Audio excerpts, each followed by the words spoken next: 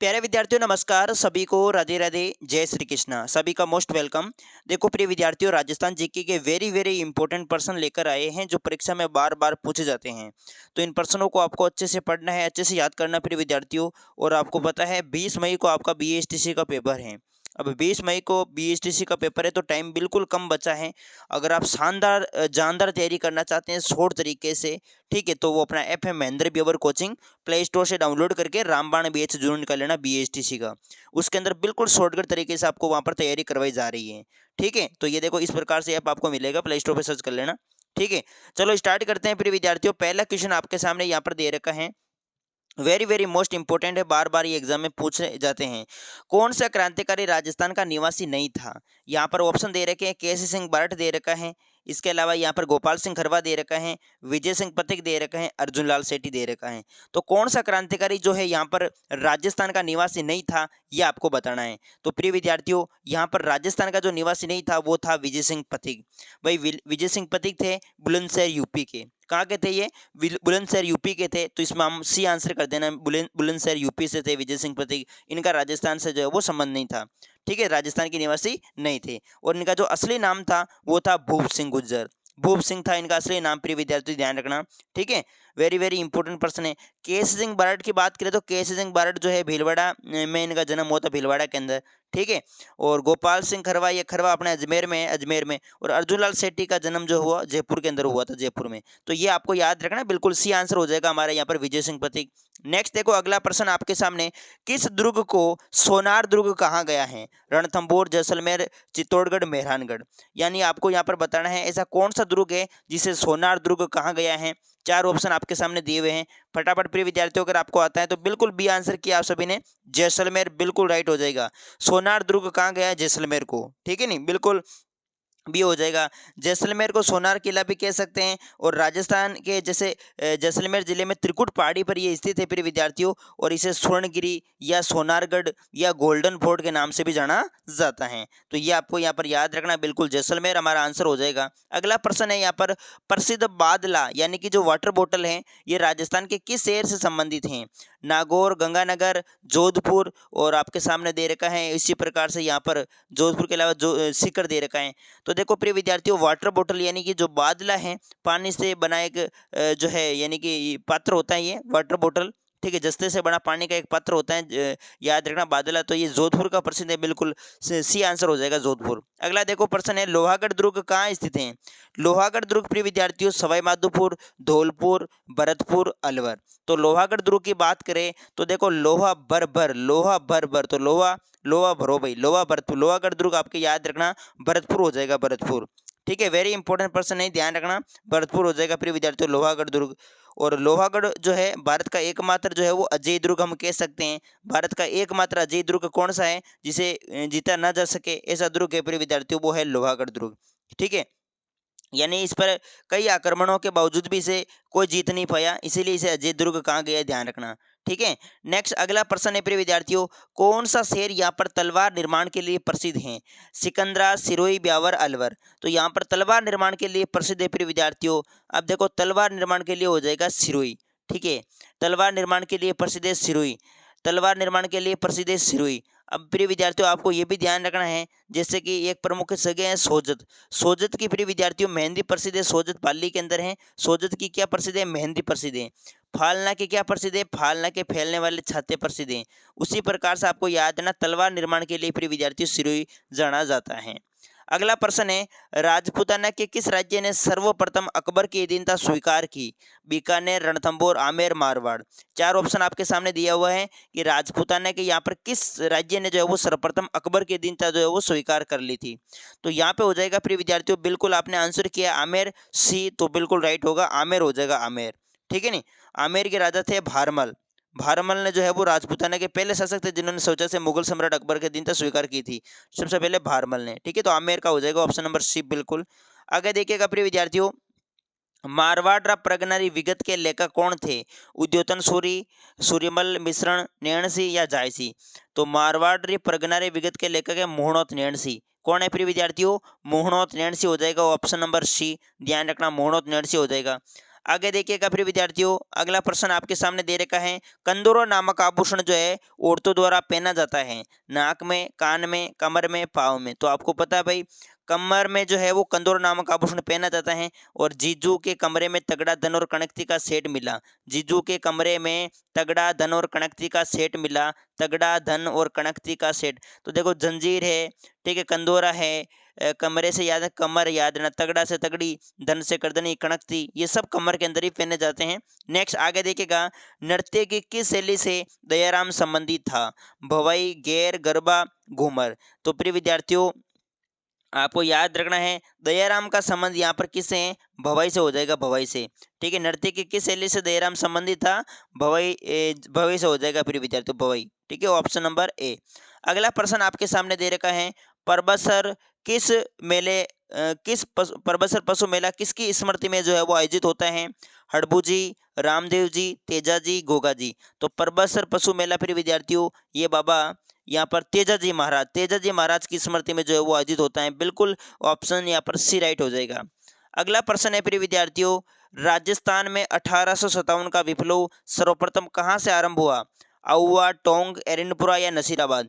तो राजस्थान में 1857 का जो विप्लव है वो सबसे पहले प्रिय विद्यार्थियों शुरुआत हुई थी नसीराबाद से 28 मई को। ठीक है, ऑप्शन नंबर डी राइट हो जाएगा, ये ध्यान रखना। आगे देखो, लूनी नदी का उद्गम होता है। लूनी नदी का उद्गम कहाँ से होता है प्रिय विद्यार्थियों? उदयपुर जिले के दक्षिणी पश्चिम में अरावली पहाड़ियों से, अजमेर के नाहक पहाड़ की पहाड़ियों से, कालका के समीप हिमालय की शिवालिक पहाड़ियों से, या जयपुर जिले के सेवर की पहाड़ियों से। तो प्रिय विद्यार्थियों, लूनी नदी का जो प्रमुख उद्गम होता है वो होता है यहाँ पर, बिल्कुल आपने आंसर किया है, ऑप्शन नंबर बी बिल्कुल राइट होगा, अजमेर के नाहक पहाड़ से। भाई लूनी नदी थी, याद रखना, नाग लपेटा लेवे, अजमेर के नाग पहाड़ से निकलती है लूनी नदी, जिसे बालोतरा के बाद में प्रिय विद्यार्थियों इसका पानी खारा हो जाता है, इसलिए इसे आधी खारी आधी मीठी नदी भी कहा जाता है। स्त्रियों द्वारा किया जाने वाला तेराताली नृत्य किस जाति द्वारा किया जाता है? भील, जोगी, कामड़ या चारण। तो सही आंसर होगा कामड़। प्रिय विद्यार्थियों, तेराताली नृत्य किसकी आराधना में होता है? बाबा रामदेव जी महाराज की आराधना में होता है तेराताली नृत्य। प्रिय विद्यार्थियों याद रखना, इसमें देखो, इसमें जो है महिलाएं करती, ये नृत्य महिलाएं करती हैं और बाबा रामदेव जी की आराधना में करती है, और ये आपके कामड़ जाति की महिलाएं करती हैं। ठीक है ना, ये याद रखना प्रिय विद्यार्थियों, तेराताली नृत्य वेरी वेरी इंपॉर्टेंट है। और इसकी जो प्रसिद्ध जो नृत्यांगना है वो मांगी बाई है। ठीक है, नेक्स्ट अगला प्रश्न आपके सामने दे रखा है, पृथ्वीराज रासो के रचयिता कौन थे? नयनचंद्र सूरी, मूणोत नैणसी, महाकवि माघ या चंद्रबरदाई। तो पृथ्वीराज रासो के जो प्रमुख रचयिता है प्रिय विद्यार्थियों वो है चंद्रबरदाई। ऑप्शन नंबर बिल्कुल डी हो जाएगा, पृथ्वीराज रासो के रचयिता थे चंद्रबरदाई। ठीक है, अगर आपको पूछ लेवे कि पृथ्वीराज विजय के रचयिता कौन है, पृथ्वीराज विजय के, तो पृथ्वीराज विजय का आपको याद रखना है। पृथ्वीराज विजय के अगर पूछ ले तो आपको करना है जयनक। क्या करना होगा प्रिय विद्यार्थियों? विजय में देखो जय आ रहा है, जैसे जयनक, याद रखना जयनक। ठीक है नहीं। नेक्स्ट अगला प्रश्न आपके सामने है, राजस्थान का पर्यटक, देखिएगा वेरी मोस्ट इंपोर्टेंट प्रश्न है, राजस्थान का पर्यटन विभाग ऊंट महोत्सव कहाँ आयोजित होता है? मैंने आपको एक ट्रिक बताई थी, अगर आपको पता हो देखो, ऊंट बिका हाथी की जय हो, ऊंट बिका हाथी की जय हो, ऊंट बिका हाथी की जय हो।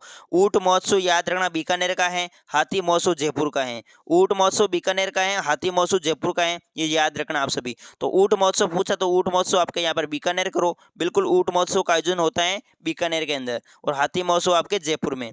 अगला प्रश्न दे रखा है, राजस्थान में मत्स्य संघ का विलय किया गया 25 मार्च 1948, 18 अप्रैल 1948 या फिर 18 मार्च 1949 या 30 मार्च 1949। तो राजस्थान में मत्स्य संघ मतलब राजस्थान के एकीकरण के पहले चरण की बात हो रही है। पहला चरण हुआ प्रिय विद्यार्थियों 18 मार्च 1948 को। ऑप्शन नंबर सी राइट हो जाएगा। अगला प्रश्न आपके सामने दे रखा है, किस स्थान को यहाँ पर जो है वागड़ का जलियांवाला बाग कहा जाता है? मानगढ़ को, डाबी को, दुधवा खारा को, गड़सना को। तो प्रिय विद्यार्थियों, वागड़ का जलियांवाला बाग कहाँ गया है? मानगढ़ धाम बांसवाड़ा के अंदर है। ऑप्शन नंबर ए हो जाएगा। अगला प्रश्न है, किसने जैसलमेर में 5 पटवों की हवेलियों का निर्माण करवाया था प्रिय विद्यार्थियों? गुमानमल ने, जोधमल ने, भारमल ने, जयमल ने। तो पटवों की हवेली का निर्माण प्रिय विद्यार्थियों 1805 ईस्वी के अंदर करवाया था गुमानमल ने। ठीक है, गुमानमल ने करवाया था। ऑप्शन नंबर यहाँ पर ए राइट हो जाएगा। पटवों की हवेली कहाँ स्थित है? जैसलमेर में स्थित है, ध्यान रखना।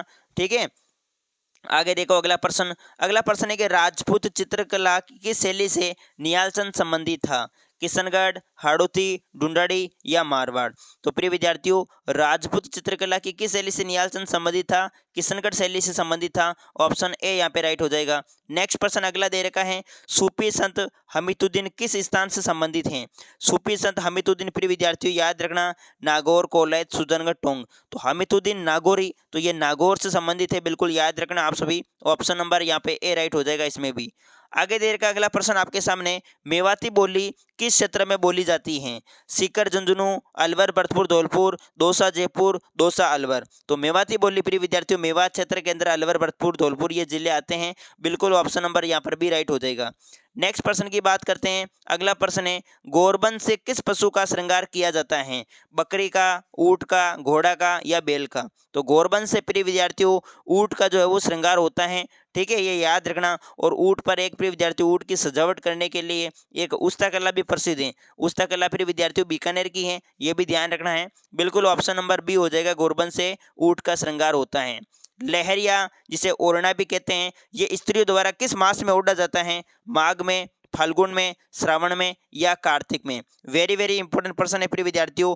लहरिया ओढ़ना स्त्रियों द्वारा किस मास में ओढ़ा जाता है, आपको यहाँ पर बताना है। चलो प्रिय विद्यार्थियों, इसका आंसर आप सभी विद्यार्थी मुझे कमेंट में कमेंट करेंगे प्रिय विद्यार्थियों, ठीक है, और अपना नाम जरूर बताना और कमेंट में इसका आंसर देंगे सभी विद्यार्थी।